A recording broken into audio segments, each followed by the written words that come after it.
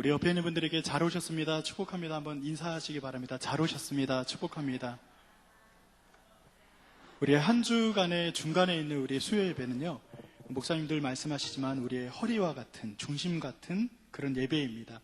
우리가 다시 흐트러진 마음이 회복이 되고 주님 안에서 또 남은 한 주를 힘있게 살아갈 수 있는 능력을 얻기를 소원하는 예배의 자리가 되기를 소원하면서, 이 시간에 우리가 기도할 때 오늘 말씀을 전하실 박범선 목사님을 위해서 기도해 주시고, 꿈송을 할 7교구 그리고 2교구의 헌신 받아주실 줄 믿습니다. 그리고 특별히 우리 담임 목사님 시카고에서 지금 5분의 목사님들과 함께 세미나를 하고 계신데, 그곳에 있는 그 목회자들에게 좋은 말씀을 선포하고 올 수 있도록 여러분 꼭 중보해 주시기 바랍니다. 이 모든 기도의 제목을 모아서 우리 합심해서 잠시 기도하도록 하겠습니다.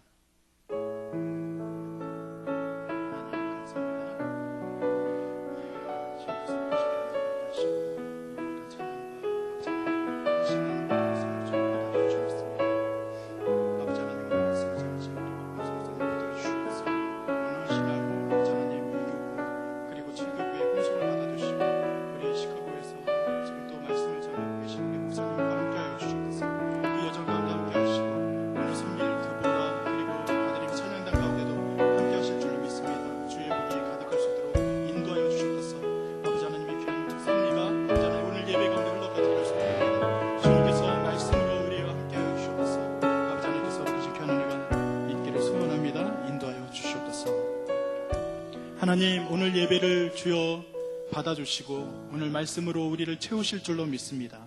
박범선 목사님 주여 붙들어 주셔서 주의 말씀을 선포할 때 하나님의 말씀이 우리 가운데 심겨지게 하시고 열매될 수 있도록 인도하여 주시옵소서.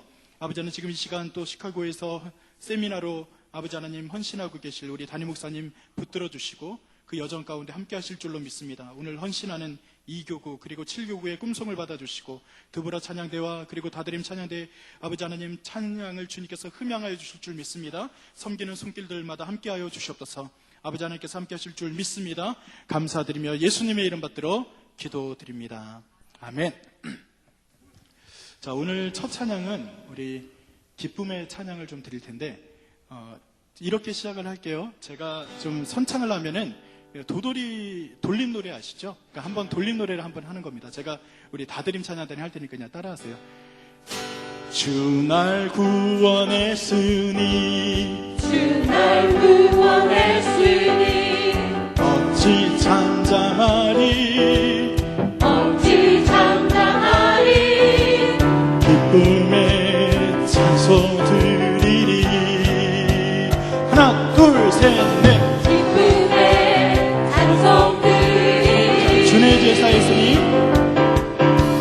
주내 제사했으니 전세 제사했으니 어찌 잠잠하리 어찌 잠잠하리 기쁨의 경배 드리리. 하나 둘 셋 넷.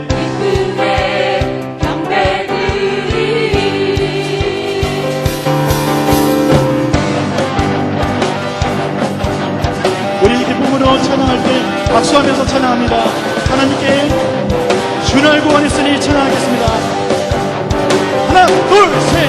주 날 구원했으니 어찌 잠잠하리 기쁨의 찬송 드리리.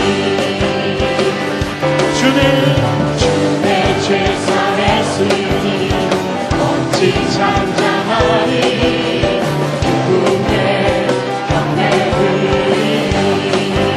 주를 알아 나의 사랑 주를 알아 나의 사랑 멈출 수 없네 멈출 수 없네. 다시 한번 주를 알아 나의 사랑 멈출 수 없네 멈출 수 없네 멈출 수 없네.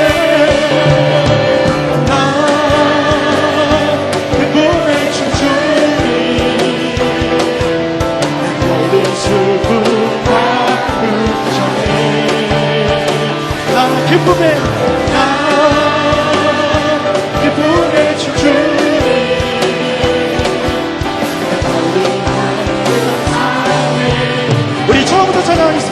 주 날 구원했으니 어찌 잠잠하리 기쁨의 찬송 들으리 주의 죄 사했으니 주의 죄 사했으니 어찌 잠잠하리 기쁨의 경배 들으리 주를 향한 나의 사랑 주를 향한 나의 사랑 멈출 수 없네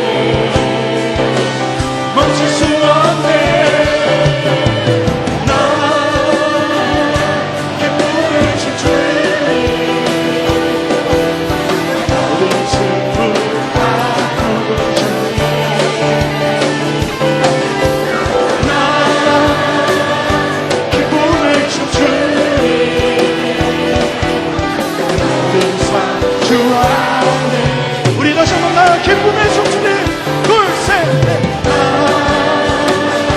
기쁨에 춤추리 모든 슬픔 바꾸고 나 기쁨에 춤추리 모든 삶주 안에 있네 자 여기까지요 잠깐만요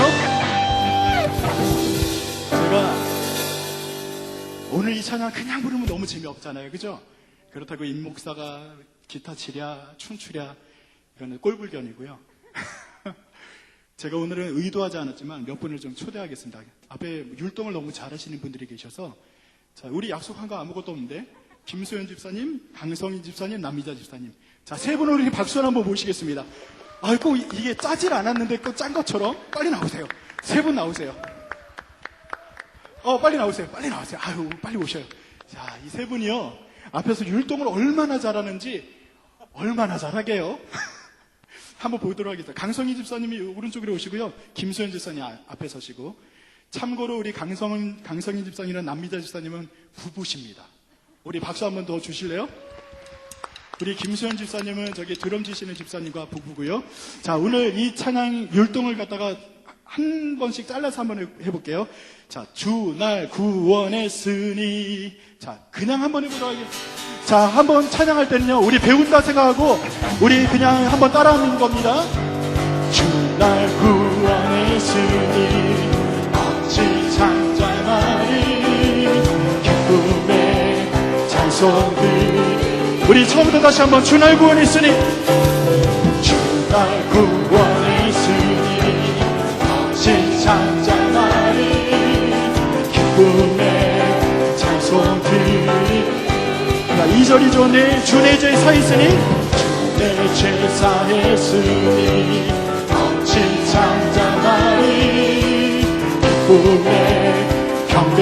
이따 잘 안 하는 분은 앞으로 보실 겁니다. 주를 향한 나의 사랑 멈출 수 없네, 멈출 수 없네. 우리 다시 한번 주를 향한 나의 사랑, 주를 향한 나의 사랑, 나의 사랑 멈출 수 없네, 멈출 수 없네, 멈출 수 없네. 둘, 셋. 나 기쁨에 춤추리, 모든 슬픔 아프셨네. 나 기쁨에 춤추리, 모든 삶 안에. 우리 다시 한번 나 기쁨에 춤추리, 나 기쁨에 춤추리, 내 모든 슬픔 아프셨네. 나 기쁨에 춤추리, 모든 삶 주 안에 있네. 자, 여기까지 하고요. 자, 다 일어나세요. 자, 다 자리에서 일어나시기 바랍니다. 자, 다 일어나세요. 자, 그리고 제가 찬양대부터 제가 다 다 볼 겁니다.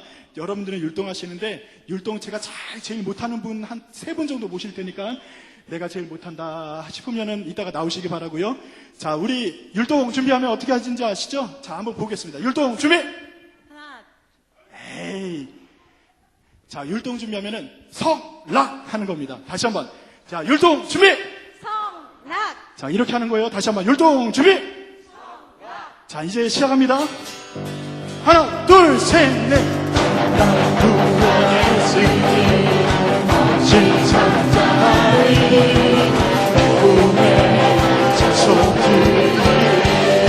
주의 제 살선에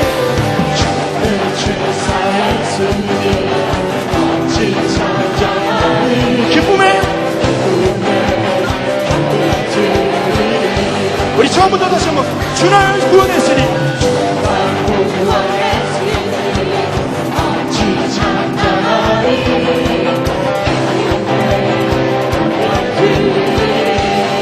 주의 죄 사했으니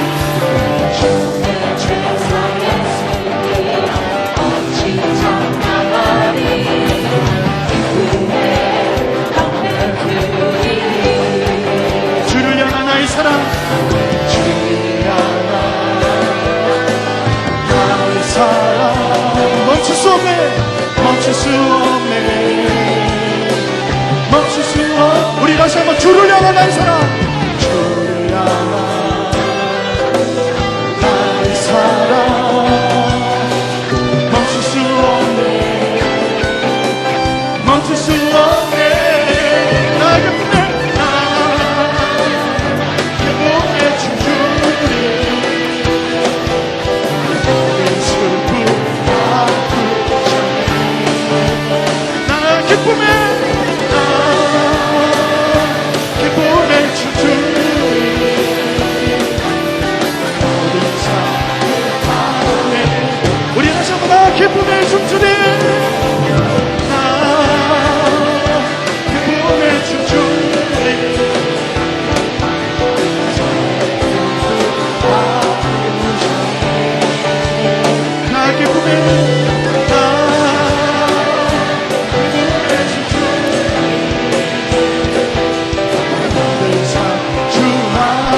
우리 처음부터 다시 한번 합니다.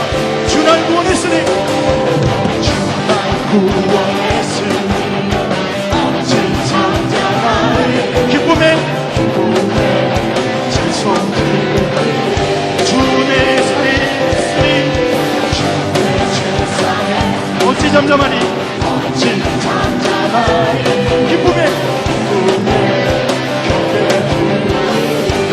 주를 향한 나의 사랑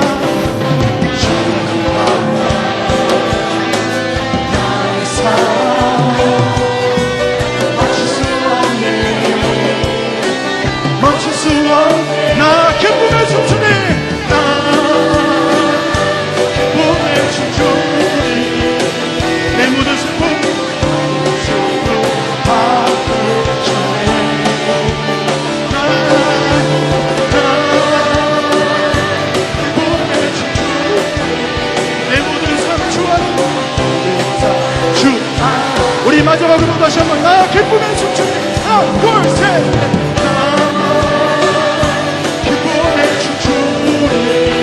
내 모든 슬픔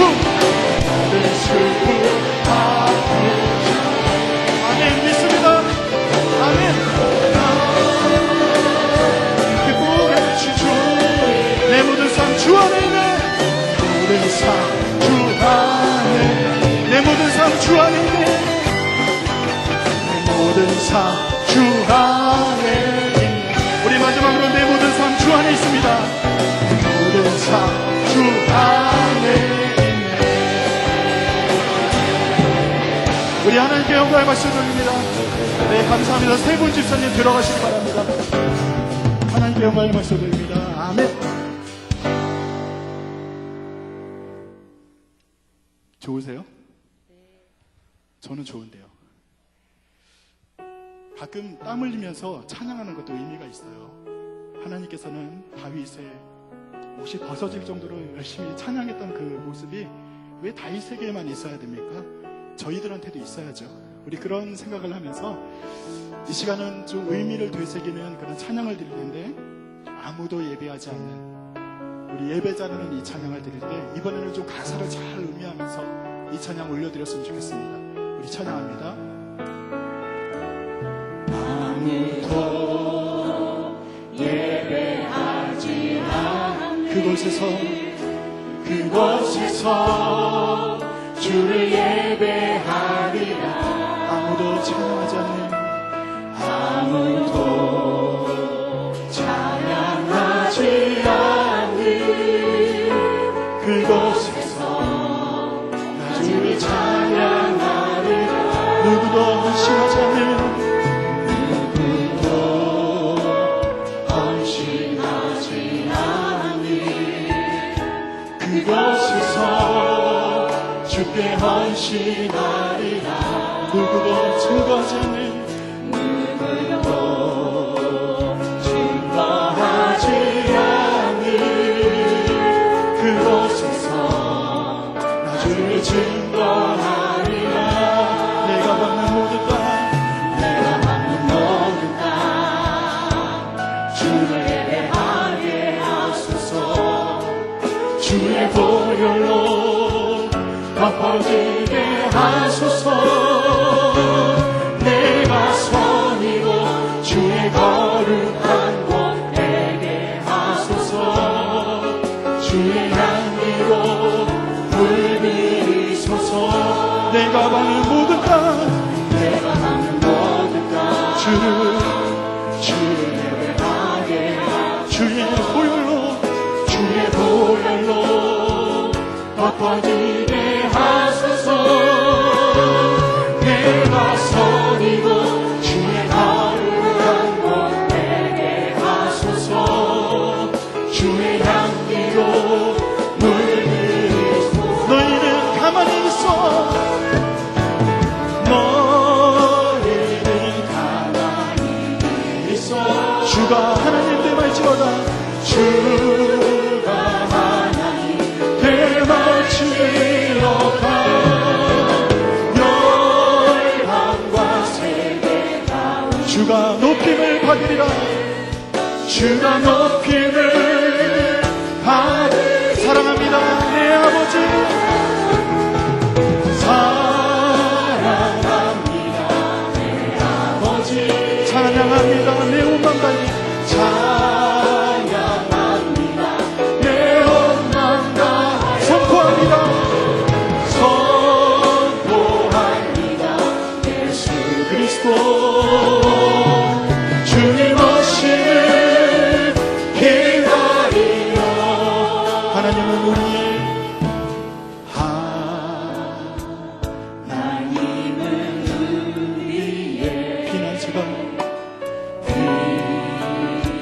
피난처가 되시며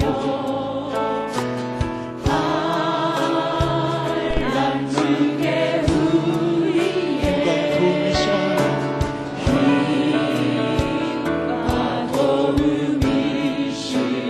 너희는 가만히 있어. 너희는 가만히 있어. 주가 하나님 되마치려다. 열방과 세계 가운데 주가 높임을 받으. 우리의 온 마음을 다해서 사랑합니다.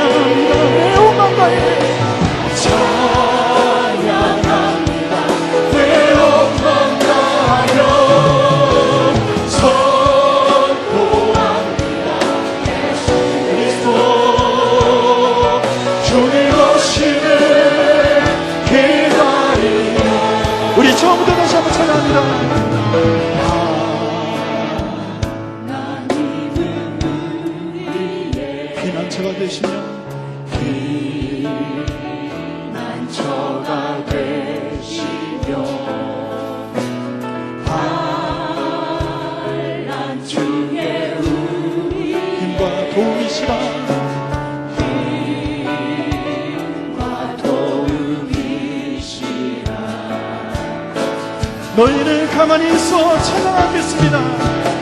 너희는 가만히 주가 하나님 주가 하나님 대마치 영광 열방과 세계 가운데 주가 덮이는 하늘이라 사랑합니다 내 아버지 사랑합니다 내 아버지 찬양합니다 내 영광 다하여 선포합니다 예수 그리스도 주님 오시는 우리의 오른손을 높이 들고 너희는 가만히 있어 너희는 가만히 있어 주가 하나님 주가 하나님 대마치 역한 열방과 세계 가운데 주가 높임을 받으리 사랑합니다 사랑합니다 내 아버지 찬양합니다 찬양합니다 내 영광 다하여 선포합니다 예수 그리스도 주님 오시는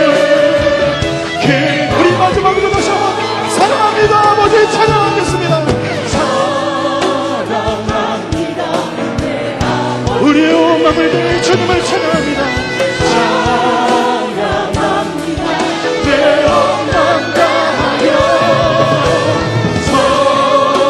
선포합니다 예수 그리스도 주님 오심을 기다리며 주님 오심을 기다리며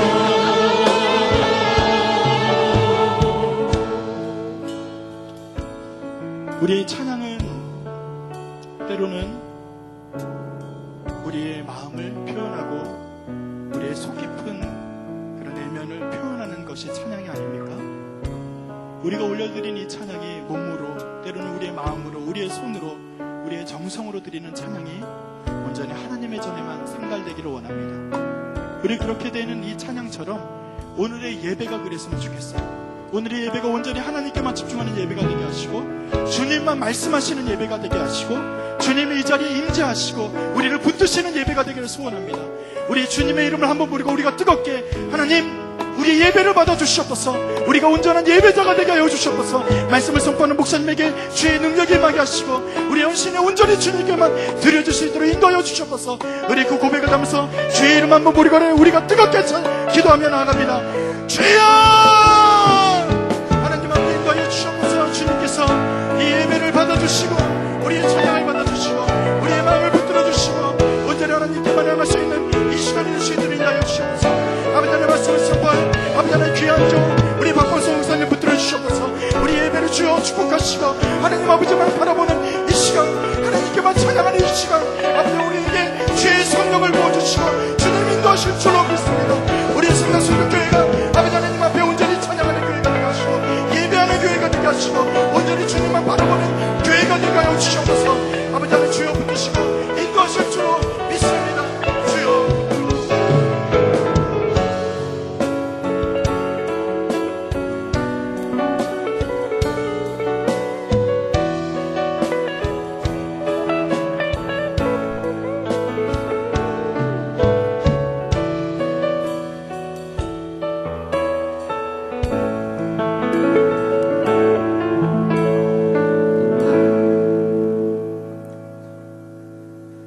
지금도 살아계셔서 우리의 삶을 주관하시는 하나님, 그 크신 은혜와 사랑을 감사드립니다. 부활의 주님 십자가의 보혈로 우리를 구원해 주신 은혜를 감사드리며 이 시간 아버지께서 저희의 영안을 밝히셔서 우리를 부르신 하나님의 영광의 기업에 대해 알게 하시고 바라보게 하여 주시옵소서. 이 시간 저희들이 하나님과 신령한 교제를 갖게 하시고 거짓 없는 진실된 마음을 주시사 신령과 진정으로 예배하게 하여 주시옵소서. 하나님 아버지, 주님의 몸된 교회를 위해 기도합니다. 주님의 크신 뜻이 계셔서 이곳에 교회를 세우시고 오늘날까지 부흥케 하시니 감사를 드립니다. 이 교회가 지역사회의 구원의 방주가 되게 하시며 크신 능력과 축복을 허락하셔서 죽어가는 많은 심령들에게 복음의 기쁜 소식을 전할 수 있게 인도하여 주시옵소서. 또한 역할과 사명에 따라 각 기관을 세우셨사오니 각 기관을 지켜주시고 늘 새로운 힘을 주셔서 맡은 바 사명을 잘 감당하게 하시고 날로 발전하게 인도하여 주시옵소서. 하나님 아버지, 이 나라와 민족을 불쌍히 여기사 축복해 주시고 지켜 주시옵소서. 먼저 이 나라와 백성이 하나님을 경외하며 주님의 말씀을 두려워하게 하시고 주님 안에서 기초를 든든히 하게 하여 주시옵소서. 하나님 아버지, 언제나 잃어버린 영혼을 위하여 기도하며 그들에게 주님의 복음을 전하기를 원합니다. 우리에게 능력을 허락하시고 헌신할 수 있는 마음과 담대함을 주시옵소서. 하나님 아버지, 우리가 중국 선교를 갑니다. 많은 사람이 동참하셔서 하나님의 나라와 지경이 확장되는 거룩한 영혼 구원의 일에 우리 모두 기쁘게 헌신하게 하여 주시옵소서. 하나님 아버지, 담임 목사님 사역을 축복하여 주시옵소서. 영육간에 강건케 하여 주시옵소서. 날마다 선교의 지경을 넓혀갈 수 있도록 능력을 주시옵시고 하나님께서 허락하신 목회의 비전들이 다 이루어지게 하여 주시옵소서. 지금 시카고에 목회자 세미나 집회 중에 있습니다. 은혜롭게 잘 마치시고 돌아오실 수 있도록 인도하여 주시옵소서. 하나님 아버지, 이 시간 박범석 목사님 사역을 축복하여 주시고 말씀 선포하실 때에 성령께서 함께 하셔서 듣는 모든 이들의 영혼을 깨우며 새롭게 결단할 수 있게 인도하여 주시옵소서. 하나님 아버지, 여러 가지 문제를 안고 나온 성도들이 싸우니 이 시간 다 해결받고 은혜받는 시간이 되게 하여 주시옵소서. 하나님 아버지, 찬양으로 영광 돌리는 성가대의 찬양을 받아 흠양하시고 오늘 이 예배를 온전히 주님께서 주장하셔서 마치는 시간까지 주께서 인도해 주시옵소서. 예배의 시중을 주님께 맡겨오며 우리를 구원해 주신 예수님의 이름으로 기도드리옵나이다. 아멘.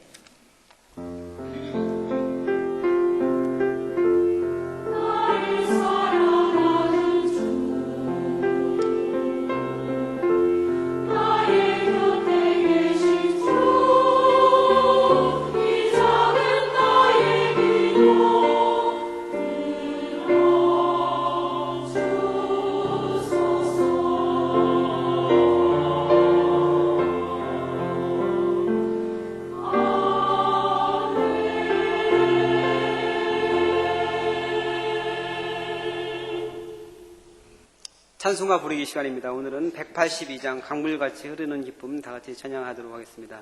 지난 주일이 성령 강림 주일이었는데 오늘부터 성령에 대한 주제를 가지고 같이 찬양을 하도록 하겠습니다. 오늘 이 찬양은 아일랜드 선교 사역자 매니 퍼거슨 여사가 쓴 찬송시입니다. 1900년경에 존 웨슬리 기념 성령 집회가 있었는데 거기서 큰 은혜를 받고 성령 충만을 시험한 퍼거슨 여사가 그 기쁨을 찬송으로 이렇게 만든 것이 바로 오늘 찬양입니다. 이 찬양에 마샬이라는 작곡가가 곡을 붙였는데 1900년도에 제임스 커크가 지금 형태로 편곡을 하였다고 합니다. 근데 이 곡을 부르면서 이제 주의해야 할 점이 있는데 보통 강물같이 흐르는 기쁨 성령 강림 함이라 이 부분에서 함이라에서 좀 박자를 길게 끄시는 분들이 있어요. 좀 이렇게 찬양하다 보면은 딱 2박자만 해야 되는데 3박자 이상 끄는 분들이 계시거든요. 그거 주의해서 그러니까 첫째 단, 네 번째 성령 강림함이라 그 두 번째 단에도 정결한 맘 영원하도록 주에 거쳐 되겠네. 여기도 마찬가지로 너무 길지 않게 박자에 맞춰서 4번에 3박자 리듬을 잘 맞춰서 해주시기 바랍니다. 네, 같이 찬양하도록 하겠습니다.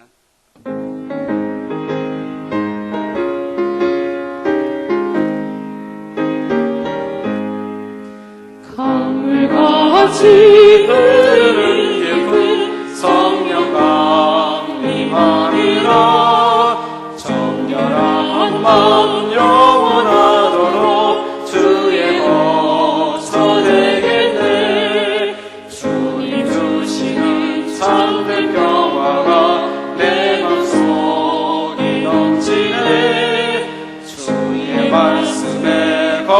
거센 풍랑도 잠잠하게 되도다.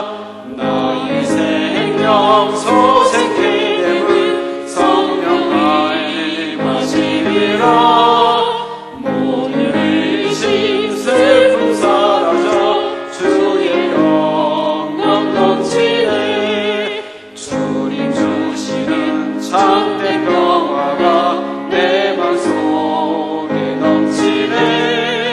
주의 말씀에 거센 풍랑도 잠잠하게 되도다. 하늘에서 단비 내리고 햇빛 찬란함같이 우리 마음에 성령이 임하니 주님 보내시리라. 주님 주시는 참된 평화가 내 맘속에 넘치네. 주의 말씀에 거센 풍랑도 잠잠하게 되도다. 생명실에 넘쳐 흘러서 마른 광야 적시니 의의 열매 물을 입어서 주스를 기다리네. 주님 주시는 참된 평화가 내 맘속에 넘치네. 주의 말씀에 거센 풍랑도 잠잠하게 되도다.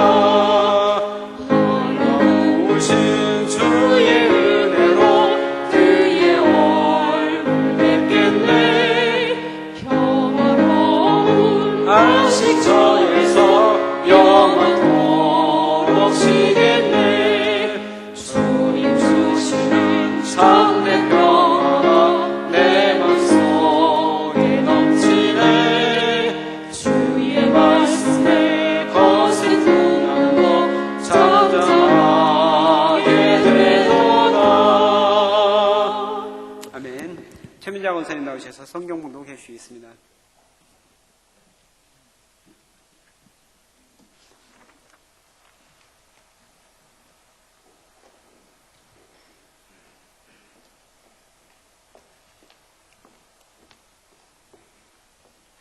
오늘 저녁 우리에게 주시는 하나님의 말씀은 구약 욥기서 38장 1절로 3절까지의 말씀입니다. 욥기서 38장 1절로 3절, 페이지 수로는 799쪽입니다. 이제 다 찾으신 줄 알고 봉독해 올리겠습니다. 그때 여호와께서 폭풍우 가운데에서 욥에게 말씀하여 이르시되 무지한 말로 생각을 어둡게 하는 자가 누구냐? 너는 대장부처럼 허리를 묶고 내가 네게 묻는 것을 대답할지니라. 아멘.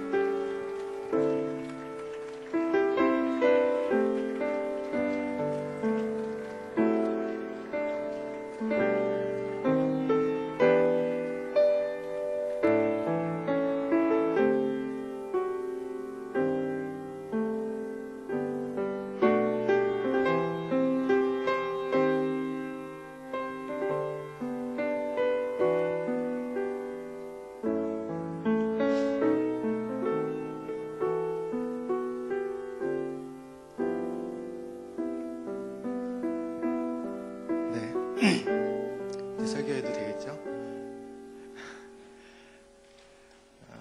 여러분 모두의 헌신이 하나님께 영광이 된 줄을 믿습니다. 너무 은혜 가운데 있어서 저도 하나님께 영광이 되었으면 하는 마음이 있습니다. 설교하는 동안에. 우리가 신앙생활을 하면 두 가지인 것 같아요. 하나님께 더 가까이 나아가느냐, 아니면 하나님과 멀어지느냐. 오늘 우리가 하나님께 더 가까이 나아가는 시간인 것 같습니다. 어쨌든 다 한 번씩은 일어나셨잖아요. 그러니까 우리가 예전보다는, 여느 때보다는 하나님께 좀 더 가까이 나아간 예배의 시간인 것 같은데요. 우리가 아까 첫 번째 일어나서 한 찬양 중에 마지막 가사가 이렇습니다. 내 모든 삶 주 안에 있네. 제가 오늘 여러분들과 함께 나누고 싶은 말씀의 제목은 폭풍 속에 있는 주님입니다. 이 말씀이 저와 여러분들에게 위로가 되었으면 좋겠고 또 격려가 되었으면 좋겠습니다. 그러나 찬양으로 고백한 것처럼 우리 삶 전체가 주님 안에 있다라는 거예요. 우리가 슬플 때나 아플 때나 비가 올 때나 바람이 불 때나 그때뿐만 아니라 우리가 아까 찬양한 것처럼 기뻐할 때도 또 우리의 일상의 모든 삶 가운데 하나님이 함께 하십니다. 우리가 아까 찬양 중에 또 율동하면서 하나님 앞에 기쁨으로 올려드렸다면 사실은 이 말씀을 굳이 하지 않아도 여러분들이 이미 충분히 이러한 내용들을 말씀의 은혜들을 충분히 누리고 있으실 거라고 생각합니다. 오늘 말씀 38장은 욥기에서 드디어 하나님이 등장하는 장면이에요. 여러분이 아시겠지만 욥은 그동안에 귀로만 듣던 하나님을 눈으로 보게 되는 그 모든 과정이 욥기 1장부터 42장까지입니다. 어쩜 이게 약간 마라톤 그 42.195km를 달리는 것 같은 좀 지리한 내용이 중간에 있긴 하지만 결론은 어쨌든 그 하나님을 눈으로 보게 된다라는 거예요. 귀로만 듣던 하나님을. 오늘 여러분이 잘 아시고 계시던 그 하나님이시겠지만 말씀 가운데 정말 그 하나님을 더 깊이 더 가까이 만나는 은혜가 있었으면 좋겠습니다. 오늘 말씀해 보면요. 그때 여호와께서 폭풍우 가운데에서 욥에게 말씀하여 이르시되 무지한 말로 생각을 어둡게 하는 자가 누구냐. 너는 대장부처럼 허리를 묶고 내가 내게 묻는 것을 대답할지니라. 아멘. 이 말씀이 그때에 주시는 말씀입니다. 그때, 여기서 그때는요. 이 바로 앞에 엘리후의 주장이 막 끝났을 때예요. 엘리후의 주장은 32장부터 37장까지 등장하는데 그 앞에 욥과 욥의 세 친구의 대화가 계속 있습니다. 엘리바스와 소발과 빌닷의 대화가 끊임없이 있는데 그 대화를 다 지켜보던, 그러니까 욥과 그 친구들보다 더 연소했던, 더 어렸던 엘리후가 듣다 화가 나서 한 말이에요. 어떤 부분에서 화가 났는지는 내용을 보시면 알겠지만 어쨌든 이 듣다가 화가 나서 엘리후가 하나님에 대해서 말하기 시작합니다. 그것이 욥기 32장부터 37장까지 나와요. 그 내용을 요약해서 정리해드리면 이런 겁니다. 이 엘리후가 말하는 하나님은 폭풍우를 일으키시는 하나님이에요. 크고 전능하시고 높으신 하나님은 하늘에만 계시는 하나님입니다. 그 내용을 32장부터 37장까지 끊임없이 이야기하고 있어요. 그 이야기가 딱 끝나자마자 그 후에 하나님이 말씀하시는 겁니다. 무지한 말로 생각을 어둡게 하는 자가 누구냐라고 하나님 말씀하시는 거예요. 이 무지한 말로 생각을 어둡게 하는 자가 누구일까요? 1차적으로 엘리후이고 그동안에 하나님에서 잘못 얘기한 욥의 세 친구입니다. 그들을 책망하면서 무지한 말로 생각을 어둡게 하는 자가 누구냐라고 하나님이 말씀하시면서 이제 등장하시는 거예요. 그런데 주목해 봐야 되는 것이 이 말씀을 어디에서 하시냐면 폭풍 가운데에서 하십니다. 왜 하나님은 이 말을 폭풍 가운데에서 하실까요? 바로 앞서 말씀드렸지만 이 엘리후가 주장하는 하나님은 이 폭풍우를 일으키시는 하나님, 크고 전능하신 하늘에만 계신 하나님이에요. 이제부터 하나님이 밝히시는 그 하나님은 폭풍 가운데 계신 하나님. 하늘에만 계신 하나님이 아니라 그 폭풍 가운데 있는 자와 함께 하시는, 내려오시는 하나님에 대해서, 찾아오시는 하나님에 대해서 이야기를 시작하시는 거예요. 지금 폭풍과 같은 상황 가운데 있는 욥에게 하나님이 지금 찾아오신 겁니다. 그리고 욥과 대화하시는 거예요. 이 앞서 엘리후가 말한 사람은 어떤 사람이냐면 크고 전능하고 하늘에만 계신 그 하나님에 비해서 사람, 욥은 하찮은 존재라는 거예요. 그래서 감히 이야기할 수 없다는 거죠. 그런데 이 찾아와서 이야기하는 하나님은 욥을 뭐라고 부르시냐면 대장부로 부르십니다. 나는 하늘에만 있는 것이 아니라 폭풍 가운데도 일하는, 그 폭풍 중에도 함께하는 하나님이다 라고 밝히면서 이 욥에게 대장부라고 부르십니다. 그러면서 너는 대장부처럼 허리를 묶고 내가 내게 묻는 것을 대답할지니라 라고 하면서 이제 하나님의 등장하는 이야기가 쭉 시작되는 거예요. 여기에서 하나님이 욥을 하찮은 존재가 아니라 대장부로 부르십니다. 그러면서 하나님이 물으시고 대답하라고 그래요. 그러니까 대장부, 곧 대화자로 하나님이 이 욥을 부르십니다. 묻고 답할 수 없는 존재가 아니라 하나님과 묻고 대화할 수 있는 존재, 그 친구와 같이 지금 욥을 부르시는 거예요. 지금 이 말씀, 너는 대장부처럼 허리를 묶고 내가 내게 묻는 것을 대답할지니라, 이 말씀을 좀 쉽게 풀어서 말씀드리면 이런 거예요. 너는 대장부다. 너는 내 아들이다. 고난 앞에 쫄지 마라. 허리를 펴라. 가슴을 펴라. 그리고 묻고 이야기하자. 이렇게 이야기를 시작하시는 것입니다. 요한복음 15장 15절에 우리를 하나님이 하찮은 종으로 여기지 아니하시고 우리를 존귀한 친구로 부르셨다고 해요. 그 내용이 이렇습니다. 이제부터는 너희를 종이라 하지 아니하리니 종은 주인이 하는 것을 알지 못함이라. 너희를 친구라 하였노니 내가 아버지께 들은 것을 다 너희에게 알게 하였습니다. 오늘 본문 이해해 보면요, 하나님은 욥에게 그가 답변할 수 없는 수많은 질문들을 막 쏟아내셔요. 대장부처럼 허리를 동이고 내가 묻는 말에 대답하라고 말씀해 놓으시고 대답할 수 없는 질문만 잔뜩 하셔요. 그 질문의 내용이 하늘과 땅과 바다와 우주와 사후세계와 야생동물의 세계까지 막 질문하십니다. 이 질문에 욥이 하나도 대답하지 못해요. 그러면서 욥이 인정한 건 뭐냐면 그 하나도 대답할 수 없는 그 질문 가운데 하나님께서 하늘과 땅과 바다와 우주와 사후세계와 야생동물에게까지 통치하시는 하나님이 되신다는 사실을 인정하게 됩니다. 그 질문의 내용들이 이런 거예요. 너 땅의 기초를 놓을 때 어디 있었느냐? 내가 하늘의 우박창고를 보았느냐? 내가 우주의 별자리를 이끌어갈 수 있느냐? 내가 바다의 샘에 들어갔었느냐? 깊은 물 밑으로 걸어다녀 보았느냐? 내가 사자를 위해 먹이를 사냥하겠느냐? 산 염소가 새끼치는 때를 내가 아느냐? 타조가 날개가 있으나 날지 못하는 이유를 내가 아느냐? 말의 힘을 내가 주었느냐? 독수리의 보금자리를 네가 아느냐? 여러분 아십니까? 이 대답할 수 없는 질문들을 하시는 거예요. 대장부처럼 들으라 하시면서. 내용은 이런 겁니다. 고작 네 몸뚱이 아픈 것 하나, 그것만 의문으로 들고 와가지고 징징댈 것이 아니라 그 외에 수많은 신비가 많이 있는데, 그 외에 너가 알아야 될 것이 수없이 많이 있는데 왜 그것을 묻지 않느냐 하는 거예요. 그러면서 하나님 물으시는 것은 네가 도대체 누구인지는 아느냐? 네가 도대체 누구인지는 아느냐라는 거예요. 너 그렇게 안 죽는다. 너 그렇게 안 망한다. 네가 누군지 아느냐? 너 대장부다. 내 아들이다. 내가 불렀다. 이 얘기를 하나님이 지금 하시는 거예요. 내 몸뚱이 하나 건사하는데 목숨 걸지 말고 나의 통치를 위해 이 온 우주를 통치하고 있는 나의 동역자로 서라라는 말씀을 하고 계신 것입니다. 너 하나 먹고 사는 것에 인생 전부를 걸지 말고 겨우 고통 하나 피하는 것이 전부인 양 전전긍긍하지 말고 너만 살겠다고 꼴사납게 굴지 말고 십자가를 지라는 거예요. 예수님의 길을 가라는 거예요. 고통을 감수하라는 것입니다. 하나님의 동역자로 서서, 하나님의 친구로 서서 오늘 우리에게 하나님이 동일하게 말씀하십니다. 여러분, 내 한 몸, 내 몽뚱이 하나 바라보고 사는 사람들은 자기중심적으로 살아갈 수밖에 없습니다. 자기와 자기 가족 외에는 보이지 않아요.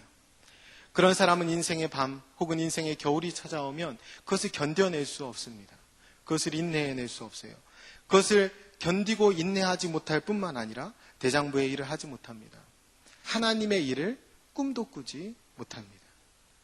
여러분, 내 한 몸만 생각하고 있었다면 예수님이 십자가를 질 수 있었겠습니까?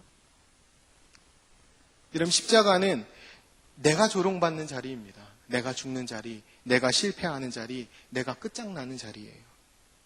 그 자리를 예수님이 순종하신 것입니다. 내 한 몸뚱이 생각했다면 그것을 하겠습니까? 우리가 내 한 몸뚱이 생각한다면 자기 십자가를 지고 예수 그리스도를 따라 나서라는 그 부름에 우리가 순종으로 응답할 수가 없습니다. 하나님의 주권과 통치를 받아들이고 예수님이 그 말씀에 순종하셨기 때문에 예수님이 십자가를 질 수 있으셨던 거예요. 예수님이 그분이 자기중식적인 시각을 가진 것이 아니라 그야말로 대장부의 시각을 가지셨기 때문에 내 한 몸뚱이 하나 건사하는 믿음으로는 결코 질 수 없는 그 십자가를 그 대장부의 시각으로, 그 대장부의 믿음으로 지기 시작하신 거예요.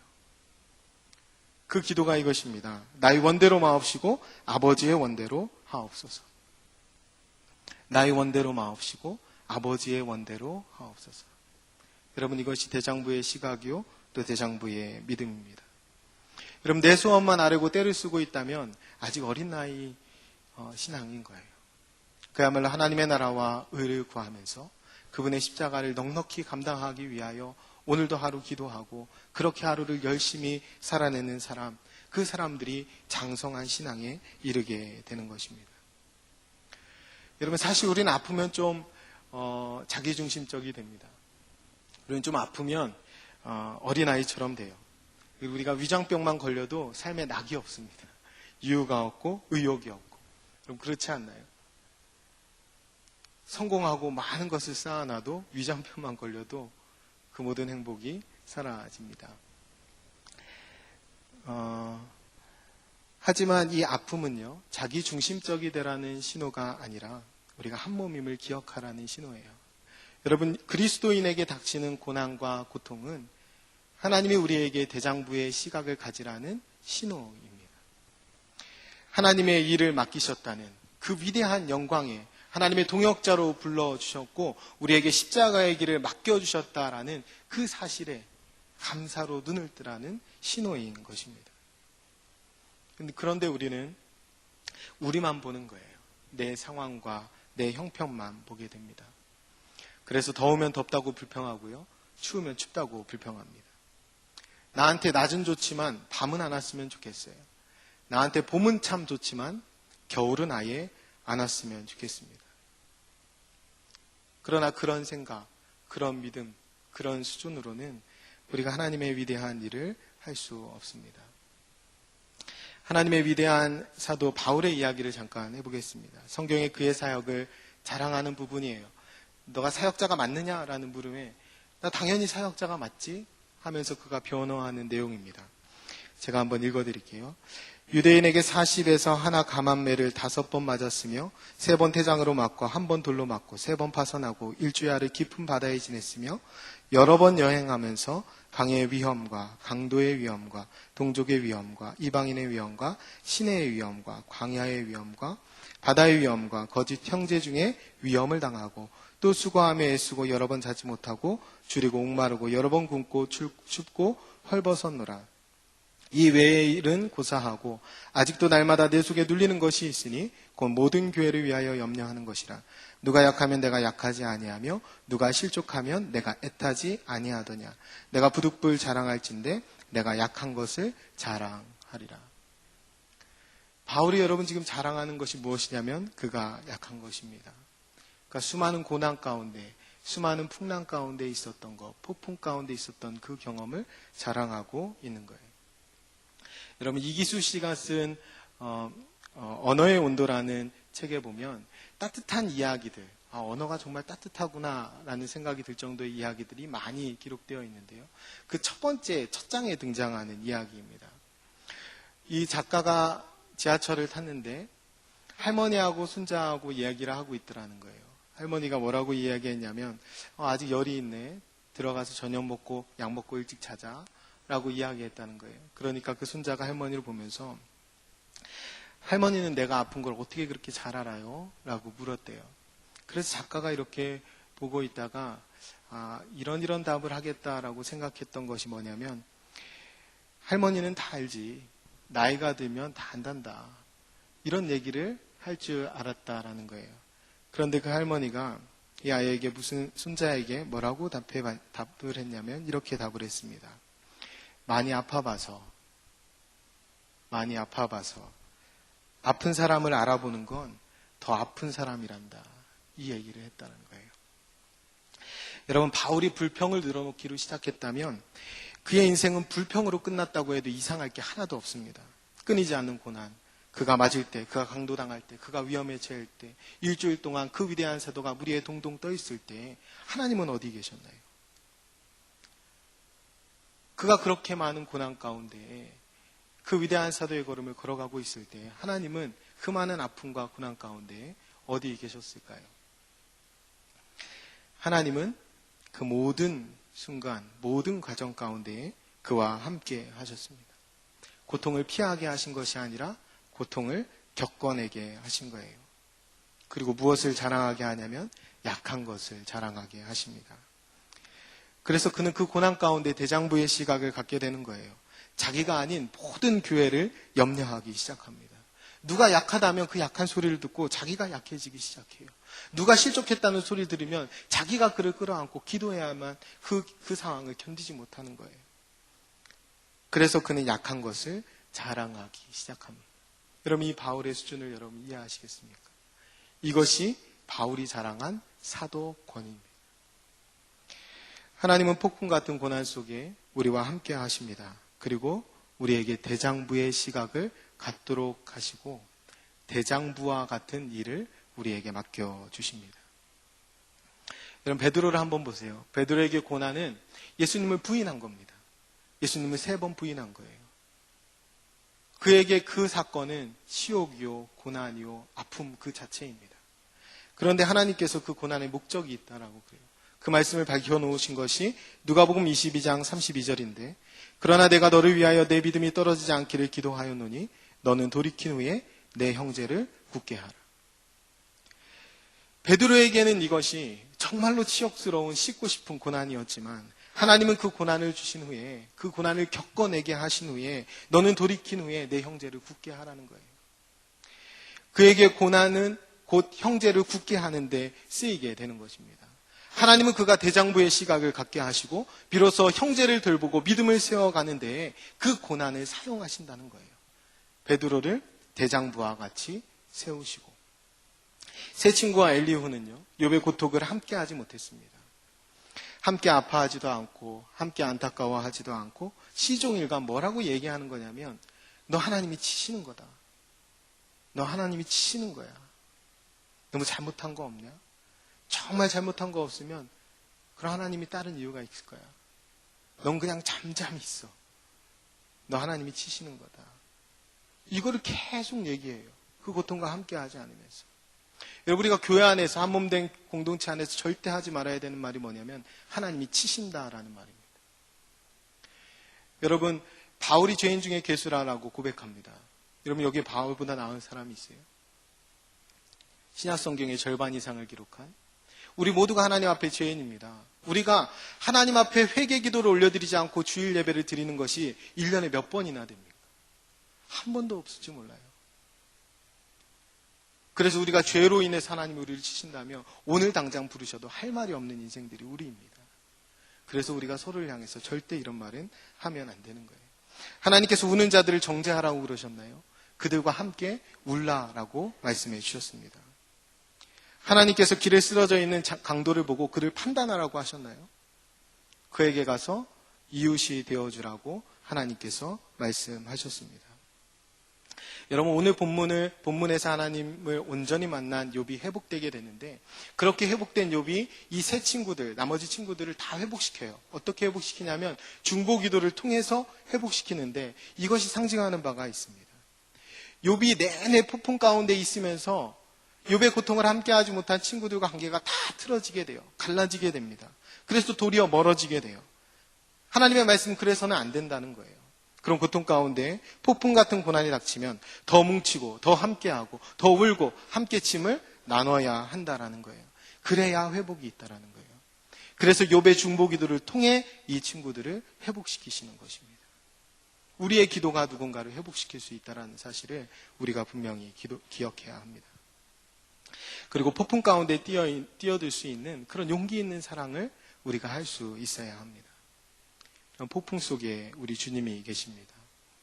폭풍 속에 울고 있는 자와 함께 울 수 있고 그의 눈물을 닦아줄 수 있고 그의 짐을 함께 져줄 수 있는 그런 사람들이 되었으면 좋겠습니다. 폭풍 속에 계신 주님을 함께 구하고 또 그 주님을 함께 바라볼 수 있는 그 믿음의 시각을 하나님이 이 시간에 우리 모두에게 열어주시면 좋겠습니다. 우리가 그렇게 함께 고난을 이겨갔으면 좋겠어요. 그렇게 하라고 불러주신 것이 한몸된 교회입니다. 우리 교회에 하나님이 그런 은혜를 주셨으면 좋겠습니다. 여러분, 우리가 할 수 있는 일은요, 한 몸으로서 서로가 연결되어 서로를 지탱하는 일입니다. 누가 약하면 그를 같이 보듬어주고 세워주고 기도해주고 지탱하는 거예요. 여러분, 우리가 다리를 다치면 다리를 절지 않습니까? 그 다리를 왜 저냐면 아픈 다리 쪽에 하중이 가지 않게 하기 위해서 멀쩡한 다리 쪽으로 무게중심을 옮기는 것입니다. 더 많은 하중을 보내는 거죠. 몸은 당연히 그렇게 해야 되는 거예요. 여러분, 우리가 한 몸이라고 하면 누군가 약하다, 그럼 함께 애가 타야 하고요. 누가 실족했다, 그러면 그의 짐을 함께 나눌 수 있어야 되고요. 그를 위해 기도할 수 있어야 합니다. 함께 아픔을 나누어질 수 있어야 한다는 거예요. 그것이 한 몸 된 당연한 모습입니다. 그런데 마치 2인 삼각 달리기 하는 것처럼 그를 향해서 하나 둘 이것만 외치고 있으면 안 된다는 거예요. 혹은 너 때문에 넘어졌네 라고 교회에서는 해서는 안 된다라는 거예요. 하나님은 처음부터 새 친구에게 입 바른 소리가 아니라 고통을 좀 나눠지고 서로를 좀 지탱해주는 그런 사랑을 기대하셨을지 몰라요. 그리고 하나님은 욥에게는 끝까지 나는 잘났다, 나는 괜찮다, 나는 잘못한 게 없다 라고 변명할 것이 아니라 좀 자연스럽게 짐을 나눠줄 것을 기대했는지도 모르겠어요. 여러분, 한 몸 된 교회로 우리를 부르신 이유는 함께 웃고 또 함께 울라고 부르셨다고 하나님께서 말씀해 주셨습니다. 우리 인생에는요, 이해할 수도 없고 또 설명할 수도 없는 일들이 수없이 많이 일어납니다. 여러분, 이런 일들 앞에서요, 우리는 함께 웃고 또 함께 우는 것 외에는 별다른 답이 없는 것을 우리가 깨닫게 됩니다. 여러분, 우리가 마치 답을 다 아는 사람처럼 정죄하지 않았으면 좋겠습니다. 그리고 절대 틀린 적이 없는 사람처럼 변명하기보다 먼저 손을 내밀고 먼저 기도를 부탁하고 그렇게 짐을 좀 열어 맡기는 그런 사람들이 되었으면 좋겠습니다. 그리고 우리 모두가 그런 관계가 되도록 서로 노력해서 더 한몸된 아름다운 교회를 세울 수 있었으면 좋겠습니다. 여러분, 이 욥기는 어떻게 끝이 나냐면요, 이렇게 끝이 납니다. 그 후에 욥이 140년을 살며 아들과 손자 4대를 보았고 욥이 늙어 나이가 차서 죽었더라. 여러분, 욥은 그 후에 140년을 살았다라고 그래요. 그러니까 욥이 회복된 후에 140년을 산 겁니다. 여러분, 그의 앞날에 고난이 있었을까요? 없었을까요? 그가 140년을 살았는데 아들과 손자를 많이 두고 140년을 살았다라고 합니다. 여러분, 죽음에 걸려있는, 죽음을 코끝에 걸고 사는 우리의 인생이 여러분 고난이 없을 수가 없습니다. 게다가 자녀도 많았으니 속 썩을 일이 얼마나 많았겠어요. 고난은 계속 있었을 것입니다. 그런데 한 가지 확실한 것은 그가 이제는 함께 울고 함께 아파할 줄 아는 그런 사람이 되었을 거라는 사실이에요. 그가 이웃을 향해서, 그가 자녀들을 향해서 이렇게 아마 권면할 수 있었을 것입니다. 안심하라. 너 안 죽는다. 너 안 망한다. 너 대장부다. 너 하나님의 아들이다. 우리 주님께서 풍랑 속에서도 너와 함께 하신다. 이렇게 권면의 말을 할 수 있었을 것입니다. 그럼 내일 저희 일교구에서 암 수술하시는 우리 집사님 한 분이 계셔요. 내일 오전에 이제 하시는데 그 집사님이 40년 전에 정말로 죽을 병에 걸려서 죽게 되신 적이 있다고 합니다. 그런데 그때 하나님이 기적적으로 살려주셔서 그때부터 예수님을 믿게 되신 거예요. 그 후로 40년을 살아오셨는데 얼마 전에 암이 진단이 되고 그래서 내일 이제 수술을 하십니다. 그런데 이 집사님이 뭐라고 고백을 하셨냐면 이런 고백을 하셨어요. 하나님의 뜻이 있겠죠. 또 놀라운 은혜를 주시겠죠. 더 좋은 것을 주시려고 그러시나 봐요. 이런 고백을 하셨습니다. 왜? 40년 전에 그 풍랑 같은 일로 예수 그리스도를 만났거든요. 그러니까 이제 또다시 풍랑이 닥쳐왔지만 그때는 홀로 겪는 풍랑이었다면 이제는 주님과 함께 겪는 풍랑입니다. 그 풍랑 속에 주님이 계신 거예요. 그러니까 더 담대할 수밖에 없죠. 그럼 마가복음 4장을 보면 큰 풍랑이 일었을 때에 두려워하던 제자들이 있습니다. 그런데 그 풍랑을 예수님이 말씀으로 잔잔케 하셔요. 그 후에 제자들이 예수님을 보고 심히 두려워했다라고 합니다.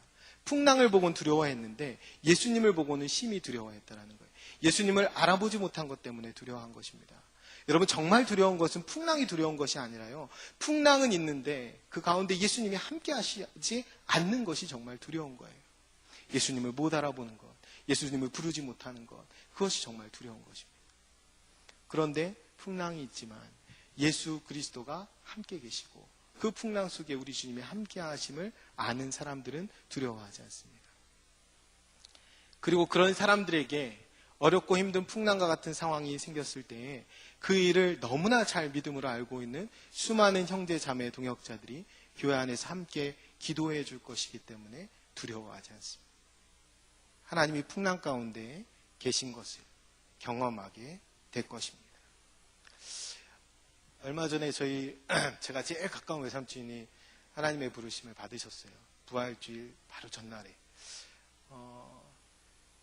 그 암이 발병하고 한 달도 채 안 되고 이제 그렇게 하나님의 부르심을 받으셨는데 제가 처음에 그 진단을 받고 이거 어떻게 할 수가 없더라고요. 그래가지고 어느 날은 이불 쓰고 저녁에 들어가서 가만히 있었던 적이 있어요.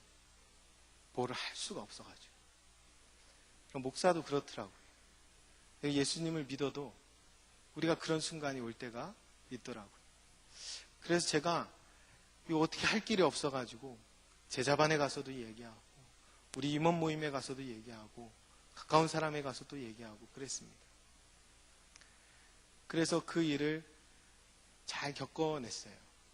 그리고 어제 휴일 연휴에 저희 부모님 모시고 여행을 다녀왔는데 사실은 이 일 때문에 다녀온 거예요. 제 외삼촌하고 너무 가깝게 지내시다가 너무 허전하실까 봐. 그런데 우리가 동일하게 고백한 고백이 뭐냐면 뒤늦게지만 그 풍랑과 같은 그 일들 가운데 정말 주님이 함께 하셨다. 그리고 이제 보니 정말 하나님이 영광을 받으시는구나. 그렇게 고백을 했어요.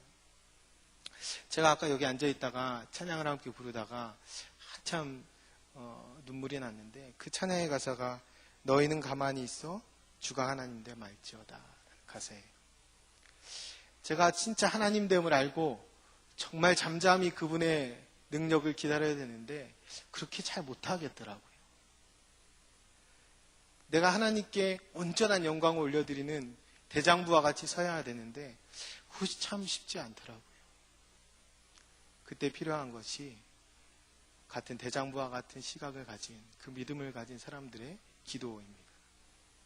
우리는 그렇게 함께 웃고 함께 웃으면서 인생길을 걸어가는 거예요. 그렇게 해서 온 세계와 열방 가운데에 우리 주님이 홀로 높임을 받으시도록 우리는 그렇게 인생길을 걸어가는 것입니다. 그럼 우린 망하지 않습니다. 우리는 죽지도 않아요. 우리 안에 하나님의 호흡이 있기 때문입니다. 하루하루 대장부와 같이 주님 안에서 멋지게 남다르게 살아갈 수 있는 저와 여러분이 되셨으면 좋겠습니다. 그런 위로하시고 또 짐을 나누어 주시고 대장부답게 희생하시고 십자가에 자기를 온전히 내어주신 예수 그리스도로 이름 붙여진 그리스도인답게 그렇게 인생을 넉넉히 승리하는 저와 여러분이 되셨으면 좋겠습니다. 우리 같이 한번 찬양할 텐데요. 찬송가 413장 내 평생에 가는 길 순탄하여 늘 잔잔한 각 같은지 이 찬양인데 스페포드라는 사람이 지은 찬양이죠. 전 재산을 잃고 아들을 열병으로 잃고 아내와 내 딸을 파선한 배 가운데 잃고 그가 막 오열하고 있을 때 마치 성령님이 안아주시는 것 같은 그러한 체험을 한 후에 쓴 가사라고 그래요. 이 사람이 욥과 같지 않습니까? 그런데 그가 하나님을 진짜 안아주시는 하나님, 그 풍랑 가운데 계신 하나님을 만난 다음에 쓴 가사입니다. 이 가사 안에 있는 따뜻함과 그 평화로움을 함께 하나님 앞에 경험하면서 그렇게 찬양할 수 있었으면 좋겠습니다. 우리 같이 고백하며 찬양하겠습니다.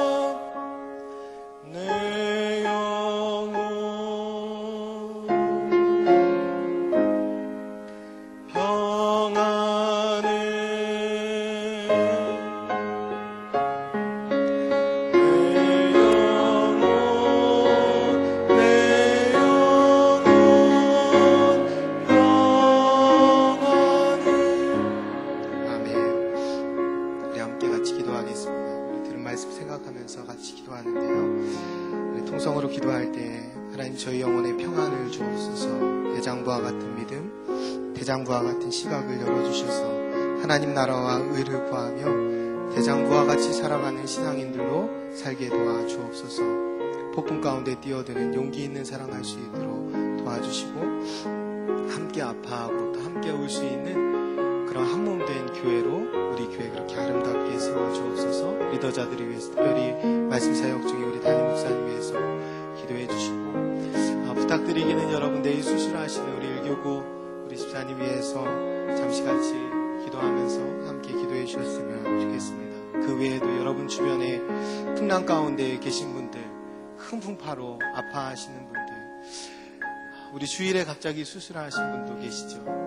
우리가 그 연약한 분들 마음에 담고 이 시간에 함께 통성으로 주신 말씀 기억하면서 한번 기도했으면 좋겠습니다. 기도하겠습니다. 참 좋으신 아버지 하나님, 하나님 저희 영혼을 평안히 하나님이 저희 영혼 가운데 평안 주시옵니다.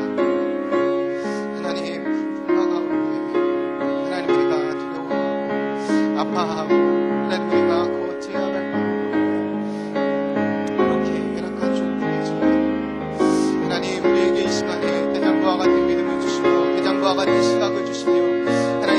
그와 같이 하나님의 동역자로 하나님의 부르신 하나님의 사람들로 하나님 맡겨주신 일들 감당할 수 있도록 하나님 도와주시기를 원합니다. 하나님 폭풍 가운데 뛰어들 수 있는 용기 있는 사람 할 수 있기를 원합니다. 하나님 아파하는 자와 함께 아파하게 하시고 함께 올 수 있는 한몸된 교회에게 도와주옵소서. 아버지 말씀 사역 중에 목사님 끌어주시고 큰 은혜 가운데 함께 해주시고 하나님 우리 내일 수술하시는 우리 귀한 집사님 하나님께서 붙들어주시고 하나님 모든 수술 하나님께서 친히 섭리하시며 하나님께서 온전히 회복될 수 있도록 하나님 그 믿음 가운데 담대하게 회장부와 같이 나아가오니 하나님께서 하나님의 영광 받으시며 하나님의 영광을 홀로 드러내는 귀한 시간 되게 도와주시기를 원합니다. 하나님 우리 교회 가운데 폭풍 가운데 계신 교우분들 아버지 큰 풍랑을 만나 아파하시는 우리 귀한 교우분들 아버지 이미 수술하신 아버지 사랑하는 하나님의 권속들 하나님께서 찾아가 위로하시며 하나님께서 만지시며 회복시켜 주시기를 원합니다. 하나님께서 온전케 하여 주시고 하나님께서 안아주시며 하나님만 주실 수 있는 따뜻함과 위로를 아버지 사랑하는 모든 성도들 가운데 아버지 충만하게 부어주시기를 원합니다. 아버지의 은혜가 아버지의 사랑이 우리를 덮어주시는 줄 믿사오니 저희들 풍랑 가운데에서도 담대히 서게 하시고 그 어떤 상황에도 그 어떤 형편에서도 하나님께 영광이 되는 인생을 걸어갈 수 있도록 아버지 축복하시고 역사하여 주시옵소서.